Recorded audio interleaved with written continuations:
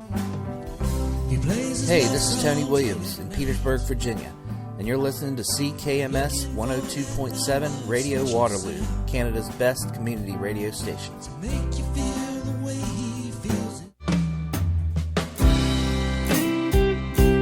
Hi, it's Stuart McKee from Kitchener, and you're listening to 102.7 CKMS Radio Waterloo.ca.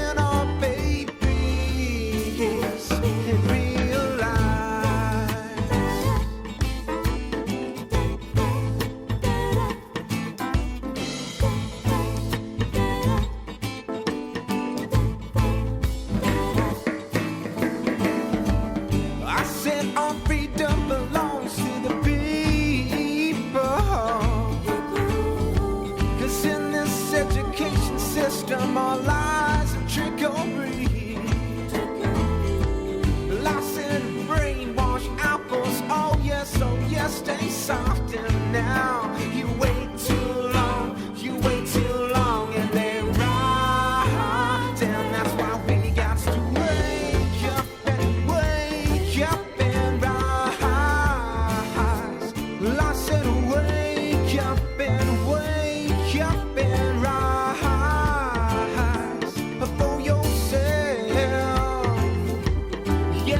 people, for yourself now and our babies in real life.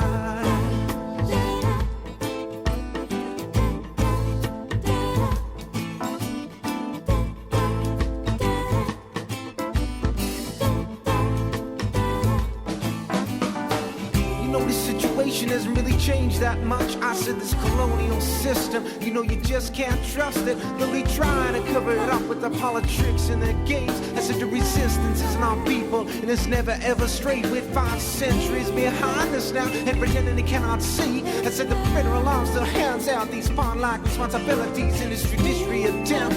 It ain't nothing but a stall. I said the issue is respect, and believe me, we demand it all. And for the brothers back home, yes, I'll count your own way. You can't always be getting the sisters to be dishing out the plates. Again, the issue is respect for your women and your kids. And it's sad when the oppressed start to adopt the colonial mindset, and when the oppressed become the oppressors, and it rottens to the core. It's not like the young people stand up, 'cause believe me, they'll offer more. So get to know yourself, understand your history and your past, 'cause when you're walking down this road, you gotta give your destiny the chance that it deserves. 'Cause when it's 2 steps forward and it's 1 step back, you know that resistance is practice, and assimilation was the mold and cast. When our traditional knowledge rising up from the underground, you know it's never been lost. It's our ancestors and grandmothers who have paid past costs. So get to know your laws and your own citizenship, because if you live by your roots, well, I said now, 'cause if you live by your roots, well, you'll be protected all by the branches.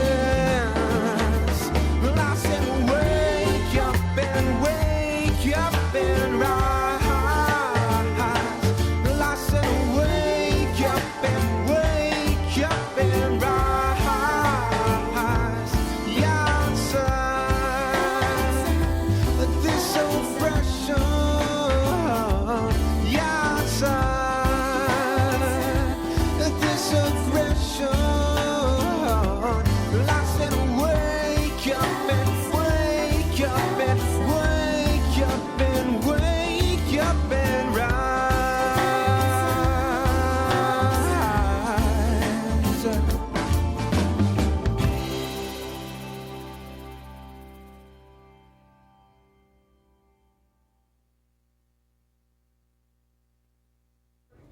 You are listening to CKMS 102.7 FM Radio Waterloo, and that was Wake Up and Rise by Digging Roots. We are Two White Feather and Lori Gentle Eagle, and this is the Red Road Journey, where we aim to amplify Indigenous voices to heal ourselves, our relatives, our communities, and our planet. We are broadcasting from the traditional territories of the neutral Anishinaabeg and Haudenosaunee people. Today on the Red Road Journey, we are going to ask you to reflect on the spaces you are in and determine how to move towards filling it with love as opposed to fear. When engaging with people from Indigenous and other marginalized communities, we often hear promises of safe and brave spaces. A safe space is an environment in which people can feel confident that they will not be exposed to discrimination, harassment, or other forms of emotional, psychological, and physical harm. Unfortunately, safe spaces are impossible to create because you cannot predict people's thoughts or behaviors. It is unrealistic to think that triggers can be anticipated and avoided because what is triggering for one is not necessarily for another, and what is triggering at one point in time may not be further on down the red road. There simply is no guarantee of complete safety. Not to mention, safety does not always allow for learning about identity and privilege. We must be able to step outside of our comfort zone, be confronted with care, and shift the way we see the world. A brave space is an inclusive environment where people feel comfortable learning, sharing honestly and equally about their living experiences, and growing individually and together. It invites challenging topics and creates a reality where multiple truths can exist. If this definition is causing you some discomfort, it is likely because you are from a marginalized community and are burned out because of the unexamined expectation that you are to be brave everywhere and at all times. Dealing with microaggressions and systemic discrimination while remaining productive, sane, and loving is bravery in its finest form. Brave spaces do not alleviate burdens carried by the oppressed. In fact, it asks even more. It asks to be brave while doing the educational work of another regarding traumatic experiences we have encountered both personally and professionally. So where do we go from here? Two White Feather and I had the opportunity to participate in a training facilitated by Elaine, Alec, and we're going to share with you some of those teachings and learnings. But first, who is Elaine Alec?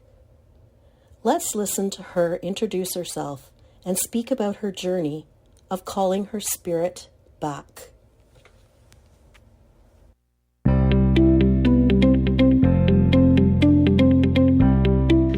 Wai chast schilchalt, tlachach tlahap, slachlacht, sinxiel, yilmichum, chichamala, stamia, manimchilch, incha isquis teeth kanit, kin silch sichwapm. Good day, elders, family, friends, leaders, young people, Two-Spirit and non-binary folks. My name is Teeth Kanit, and I'm from the Syilx and Siquapm Nations. My name, Teeth Kanit, was given to me on the day that I was born. It means standing by water. It was given to me by my tama, Elaine Alec. My English name is Elaine Alec. My late father's name is Saul Kenzie Basil from the Bonaparte Indian Band. He was chief for the Bonaparte Indian Band for a number of years in the 70s. He was also part of the American Indian movement back in the 70s and was responsible for the shutdown of the Department of Indian Affairs offices in Vernon, BC in 1974. He is the son of Saul and Louisa Basil and hereditary leadership from the Siquapm Nations in British Columbia. My late mother is Sophie Alec from the Penticton Indian Band. She is the daughter of the late Chief Jack Alec, who was the first elected chief for our community. He was chosen by the matriarchs in our community to be our first elected chief because he was married to my tama, who is also a descendant of hereditary leadership. My tama's name was Philomene Francois, who was the daughter of Chief Francois, who is also known as Surimt, who is the son of Cuthbuck Jenton, who are descendants of Pelkamulach. Pelkamulach was a hereditary chief from the interior of Washington state and had 24 wives from Washington into British Columbia, from the Rocky Mountains to the ocean. I share my introduction in that way for a number of reasons. One, because my elders told me to. Two, because there was a time when my parents and grandparents could not speak our language without being punished. So I speak my language in every public forum that I can. The other reason I do that is because I was told that when I say the names of my ancestors out loud, it calls them into the space with me. So if I'm ever scared or if I'm ever intimidated, I say their names out loud and it calls them into the space with me. And so it allows me to be in this space and be who I am and be proud of who I am. Because for so many years of my life, I was very ashamed to be Indigenous. My first day of school when I was 5 years old, I was tripped on the way into class. And the kids called me ugly, they called me dirty, they called me squaw, they called me wagon burner. And I heard that every day of my life growing up, and I was 5. And this was happening by other 5-year-old kids. And I never knew what they meant, but I knew that it was bad. And so when you hear those things every day, you begin to believe it. You're ugly, you're dirty, you're stupid. But I think one of the things that helped keep me alive, and I know it was the thing that kept me alive, was the love of my tama. Because I grew up for the first 6 years of my life with my grandmother, my tama, and every night she would rub my back. And every night she would rub my back and she'd speak in the language and she'd tell me coyote stories. And I didn't know that those coyote stories were our laws. I didn't know that those coyote stories taught me how to be a good individual, a good part of the family, a good part of the community, and a good part of the nation, but more importantly, how to have a reciprocal relationship with the land, and knowing that whatever I take, I must give back, and that there are protocols in place for me to do those things. But it also helps give me a strong identity and a strong sense of belonging and a rootedness to the land that I come from. And so whenever I come into a new territory, one of the things I was sharing with my sister is that I can never go into anybody else's territory without acknowledging the ancestors. And even being in this building is hard for me because I know what was taken from our people to have this space here. And so remembering one of the things that was shared with me was that the state of the land is a reflection of the state of the people. And the state of the people is a reflection of the state of the land. And so when we see things like the climate crisis happening across the world, it's a reflection of our people and the healing that's needed. And so last night, Ashley said something when people were talking about going to other countries and helping and being prepared. And one of the things she shared was like her own work she needed to do first and foremost. And that's a lot of what our teachings say, is that we can't fix anybody else. We can't heal anybody else. We can't help anybody else. But so many times we become helpers because we want to fix things, because we don't want to deal with our own stuff. And so we're constantly focusing on everybody else and all of our families and communities and saving the planet, but we don't want to do that internal work on ourselves because it sucks. It's hard. Like, it's not fun at all. I talked about falling in love with my husband in my book, and I was like, it sucked. I did not enjoy. People talk about falling in love and how nice it is, but when you grow up hearing these things in your head and believing you're stupid and ugly and everybody's going to leave you because you have abandonment issues, you have to break through that to accept the love into your life. And that's been the biggest thing for me, especially as an Indigenous woman in the work that I do, how hard it was for me to accept love and praise from people when they were giving it to me, you know, when they wanted to talk to me, and feeling worthy and deserving of that love, and feeling worthy and deserving to be in the same space as people that I grew up telling me I didn't belong. You know, all of the people that told me, that, like, you don't belong here. What are you doing here?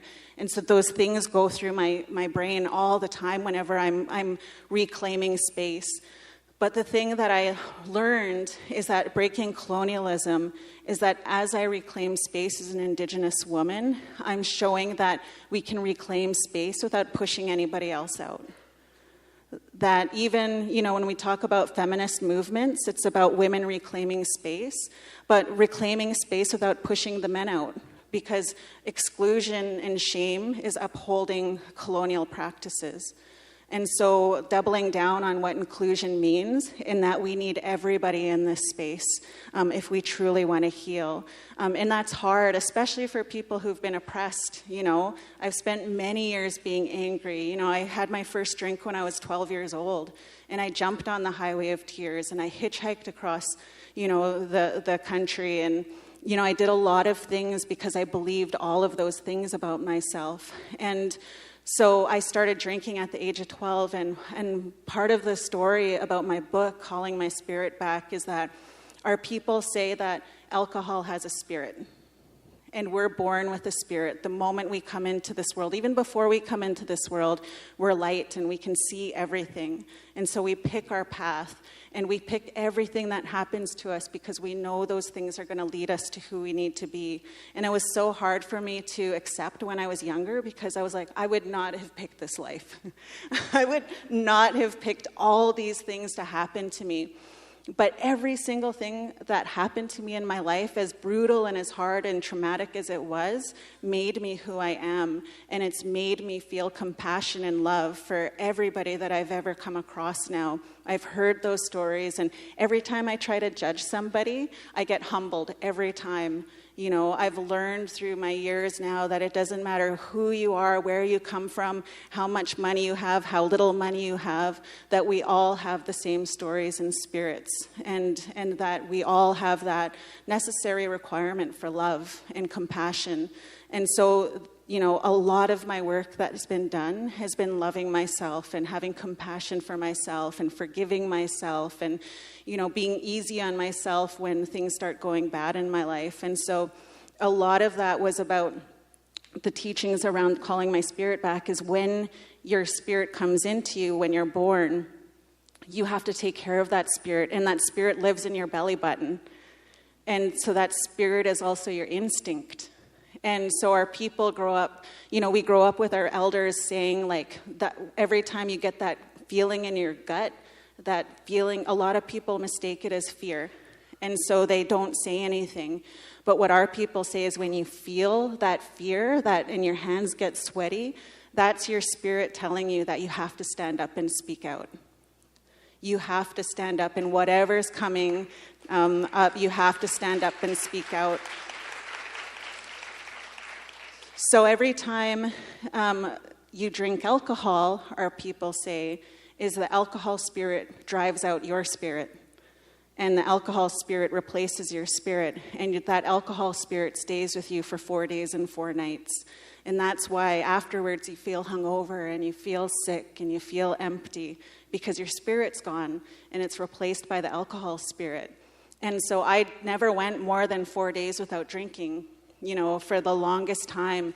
And every time I would start to, get my spirit back, I'd get anxiety. I'd get afraid because I didn't know how to process feelings and emotions, because growing up being abused and, being abused in so many ways, I learned to not feel. That was my survival mechanism, was to not feel the feelings. And so I numbed them out, and a lot of it was through drinking. And I've done every addiction there is, everything that's there that I've done to numb the feelings. And so every time my spirit would come back, I'd numb it again, and I'd quiet it, and to forget things. But one of the things I realized is you don't get to choose what you block out. So if you're blocking and putting up walls to keep the pain out, to keep the sadness out, you're also keeping the love out, and the happiness out, and the joy out. And when we don't feel love, happiness, and joy, we blame it on others. You don't make me feel loved. If you loved me, you would do this, and then I would feel loved. But a lot of it comes from that inside. Like if I'm protecting myself from being hurt, I'm also protecting myself from love. And so that sucks. That's why I said falling in love was so hard, because I had to be vulnerable and I had to be soft when I'd spent so many years of my life being hard and angry. So many times, drinking and getting in fights and ending up in the back of cop cars and doing all these things that harmed myself. And so as I started to stay sober, I started to remember things. And I didn't want to remember things. I didn't want to remember all those things that happened to me when I was a little girl, and all the things that happened to me as I got older. But what I also started to remember was my language. And I started to remember my stories. And I started to remember those things that my tumma told me every night, rubbing my back. And one of the things that she would get me to do was go to the water. Go to the water and just be there. Go to the water and introduce yourself to the land. And I remember being young and looking for advice. Every time I had a struggle, my elders would say, go to the water. And so I'd go to the water and I'd wait. Waiting for the Creator to give me a sign, waiting for the water to talk to me, waiting to hear some message come from somewhere. And then, sitting there getting really worked up, trying to figure out what it was that I was supposed to get from the water. And I didn't get it for the longest time. But then later on, as I started to learn about the brain and how it works when you're traumatized, when you move to the lower part of your brain, you can't focus, you can't concentrate, you can't, be positive, you're stuck. You feel so stuck when you're in that trauma brain or that lower part of your brain. And the only way to get yourself out of that brain is to cultivate a sense of safety. And our people say water is life, water is healing, and the sound of water is just as important as water itself. And so as I got older and I would go to the water and I'd sit there, I'd start to feel safe. And I'd start to feel good. And I would sit there and I'd just listen to the water. And as I'm listening to the water, the answer would come to me. And that was one of the things that I learned from my elders, is that we all have the answers. We're born with everything we need to know. Colonization has taught us to look at the experts. Everybody else has the answer but us. But our elders raised us to believe you have everything you need inside of you. Every time you struggle, every time you're lost, go to the water. And I was 44 years old when I found out why my grandmother named me Standing by Water. All of my teachings come from the water, and every time we're named in my family after our hereditary chiefs, we carry our ancestors through our name. And so all of these teachings are from my ancestors, from generations and generations and generations. This knowledge has been passed down to our people through those bedtime stories. They're not legends, they're not myths, they're who we are, and they guide us in how we're supposed to be in this world. And my people, we come from the Seal people, and we're called Coyotes people. And Coyotes people has the responsibility to teach. And that we're told that we came here as siblings from the 4 directions, from all over the world. And that one day that we would come back together again, and it would be our responsibility to teach our siblings what we learned when we were in those different lands, to remember that we were siblings and that we could get through the darkness. Because the prophecies say that if we don't listen to each other, we're going to live in 100 years of darkness. And so we've lived that, and we're coming out of that. And the only way for us to move out of that is to listen. Listen with discipline to what everybody shares. Our stories tell us about listening to fly, the bug, the seemingly most insignificant being, the annoying one that nobody wants around, that we have to listen to fly. We have to listen with discipline. Listen to every person that talks to you without judging what they're saying as right or wrong, good or bad. Even the person you don't like, even the person that's annoying, listen to them.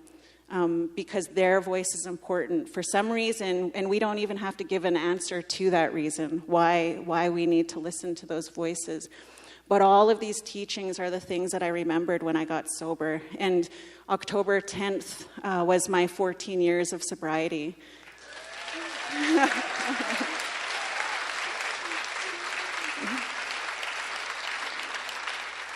And the first 2 years really sucked. Because I did not know how to feel the feelings. I did not know how to trust my body. I did not know how to trust my heart and my feelings and everything that was going on inside of me. But all of those teachings were teaching us to feel the fear, face the fear, and do it anyway.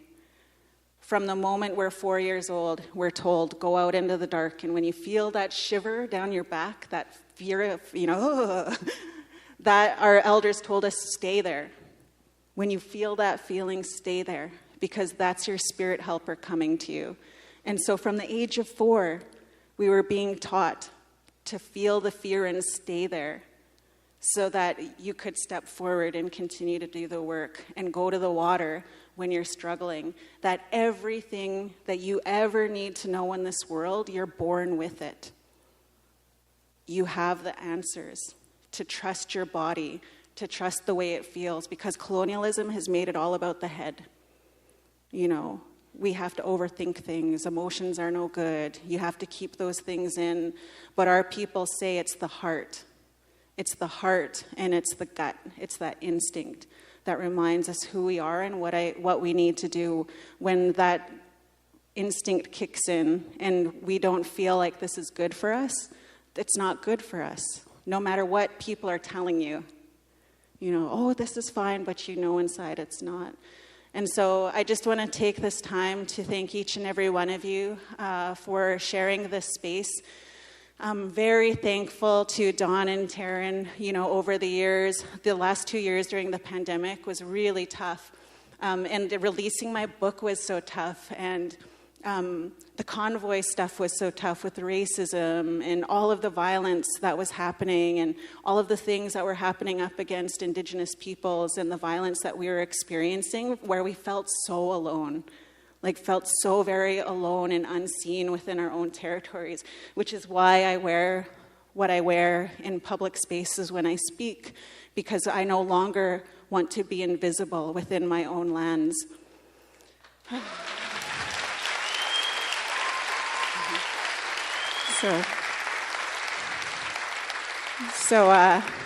Yeah, I've adopted Dawn and Taryn as my family, and just so grateful for introducing me to the She Recovers community, and for really helping raise the voices of people who've been marginalized and for so many years. So, White Limnim, thank you.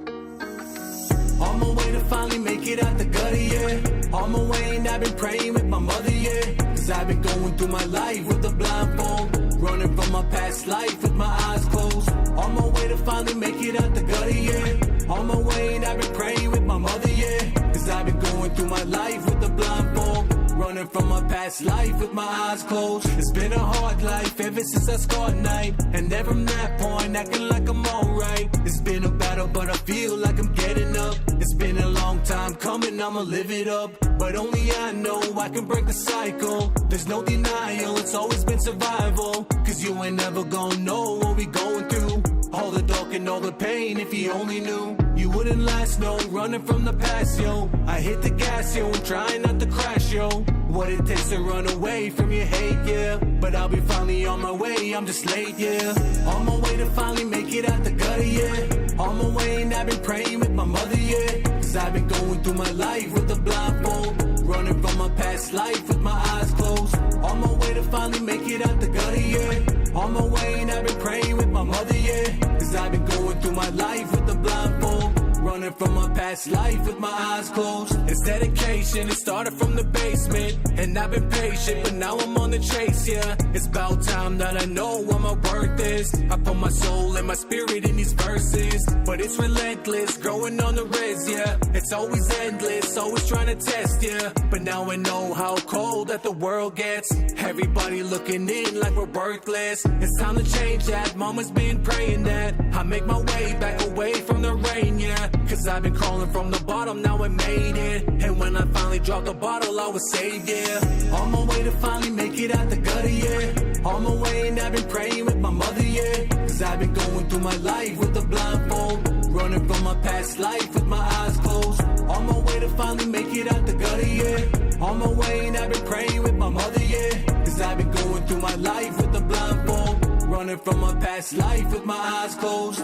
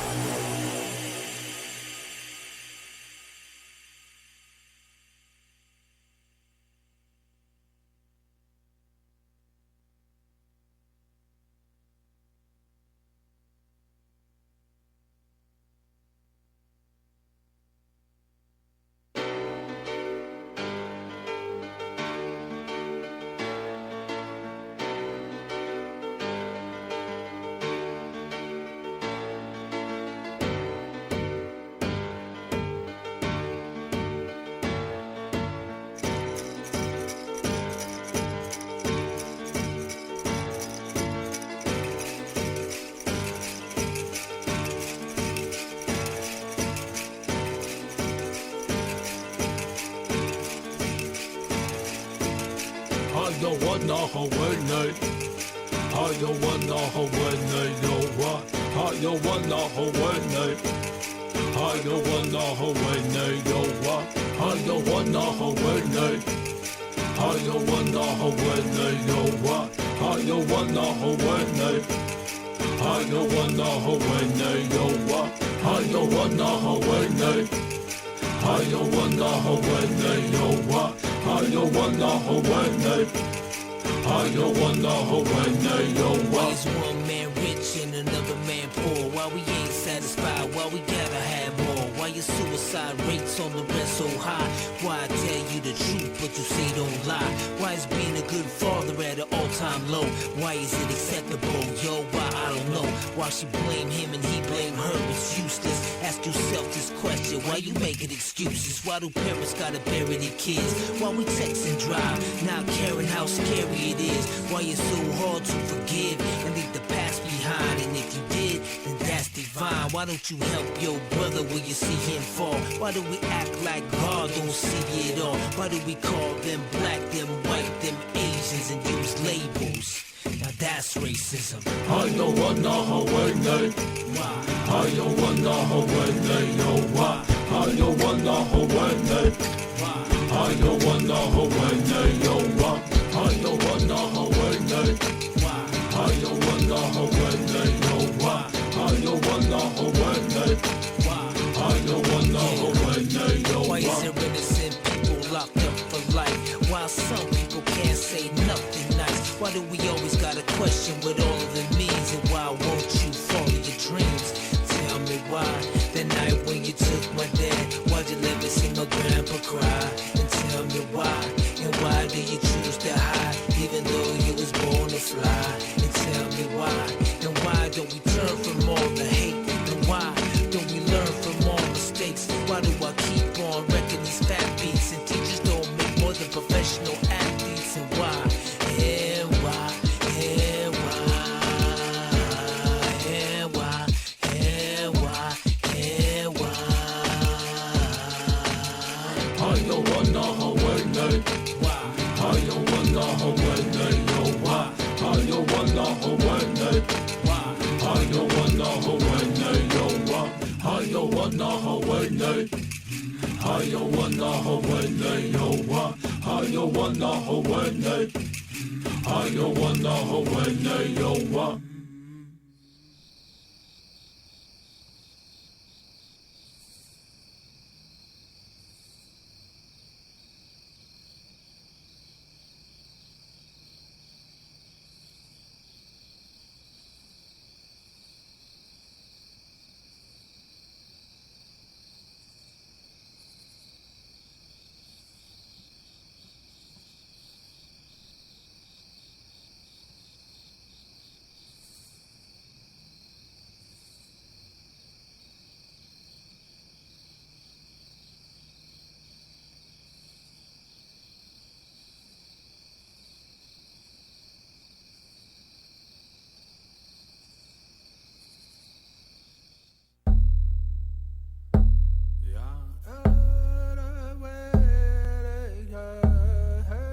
Kick back, listen and chill to what I be speaking, cause what I gotta say to you right now is very intriguing. I'm talking about the ways of the Ojibwe people that seem to be leaving. Yes, of course, I'm talking about the 7 teachings. So what are the 7 teachings? Number 1, respect. Respect is something that we seem to neglect, and if you take a look at the world, it's starting to have a big effect. So maybe we should all take a look in the mirror and put ourselves in check, cause the world could be a lot better place if we showed each other some more respect. Number 2, truth. Truth is something that I should be spitting in the booth. Truth is something that could be easy to take or harder than your tooth. Truth is something that people claim they have all the way through the roof, but it's also something they forget about when they get caught in a coup. Truth is something that we gotta learn to express. It's gotta come through our hearts and our chests, not so much through our brains when we stress. Number 3, wisdom. Wisdom is something you obtain when you sit down and listen. And to obtain it, some of my people went to college and some of my people went to prison. But to have wisdom is to know that you have a gift and a reason, and you maximize on it and utilize it all 4 seasons. Just know that you have a gift. Number 4, honesty. Honestly, to be honest, it ain't like reading a book or learning Ebonics. It's kinda like learning how to be true, to hold, and to keep your promise. To be honest is to speak from your heart and to leave your head. And you pick apart the dark and don't speak when your vision is red. Number 5, humility. Humility is to be humble. And to be humble is to keep it together when everything seeming to crumble. Like you in the pitch black dark in the middle of a jungle. But when adversity comes your way, you're ready to rumble. And if you get knocked down, you get up again after you tumble. Cause there's been times in my life where people tried to belittle me. It was in those moments I had to express my humility. Number 6, courage. To be courageous is to do the right thing when you have every opportunity to do what's wrong. So I gotta take the opportunity to say good things inside of my songs. I gotta talk about what's really real and what's really going on. But to be courageous is to do the right thing. And you pick apart the darkness to see the happiness the light brings. If you do what's right, you find your own light. And number 7, love. Love. It ain't always a white wedding and flying doves. But it's something we can express to each other because we have those feelings for the ones that are above. Love is something that I'm wishing to see. Love is something that the Creator gave to us unconditionally. Love is something as simple as saying, Gizage in, which means I love you, in Ojibwe Moen. Aho, the 7 teachings.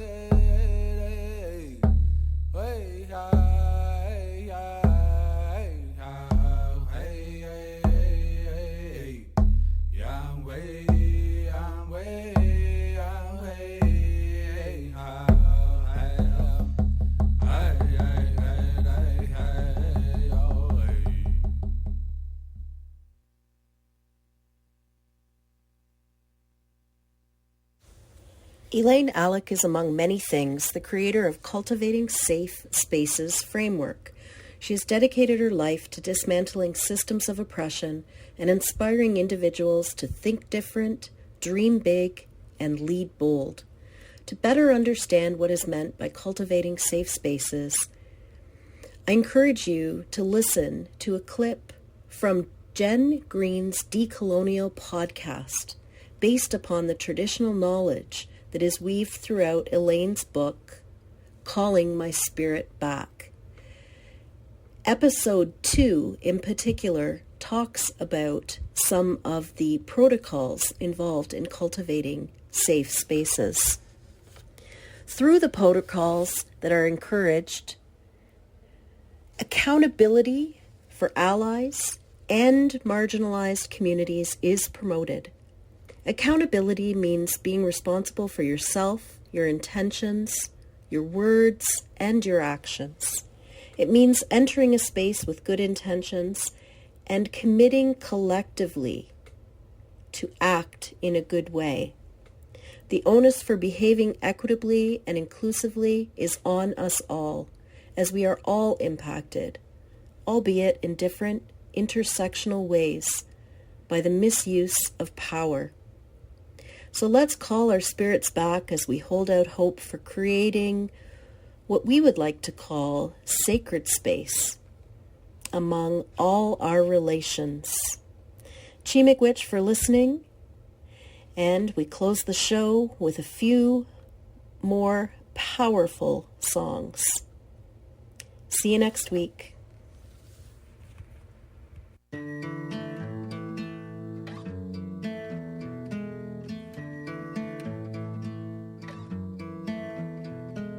Lightning strikes once in your life. If this is love, I'm rolling the dice. Let it rain, 'cause we're on fire, and I know you know it. I never wanna see your heart happy with another. I'm never gonna let you go ever, 'cause you're mine. I never wanna see your heart happy with another. I'm never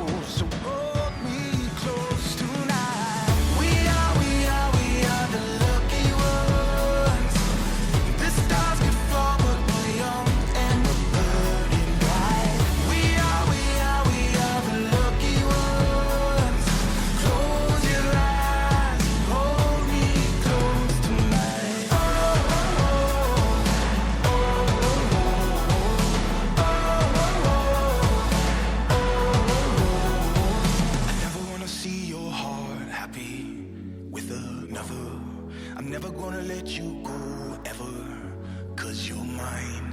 I never wanna see your heart happy with another. I'm never gonna let you go, so hold me close tonight. We are the lucky ones. The stars could fall, but we're young and we're burning bright. We are the lucky ones. Close your eyes and hold me close tonight.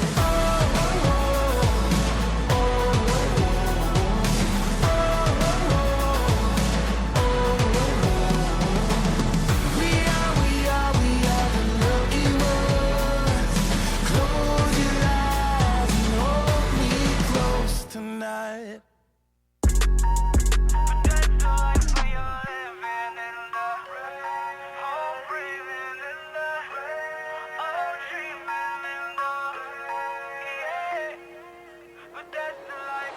These are the struggles we facing. Writing my story on pages. Free me from cages, out of this maze.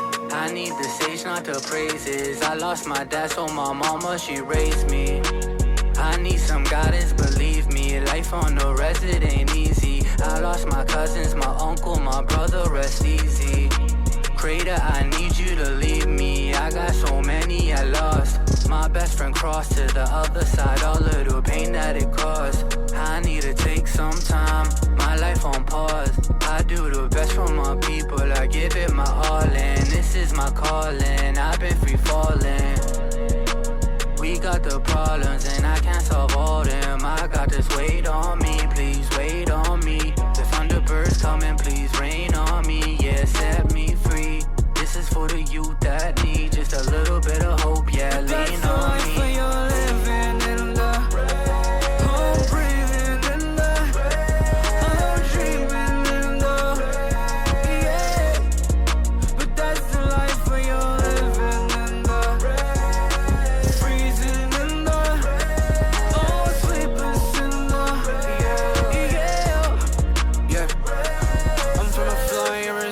So many choose to fly by. Trying to stay connected, but I'm barely getting Wi-Fi.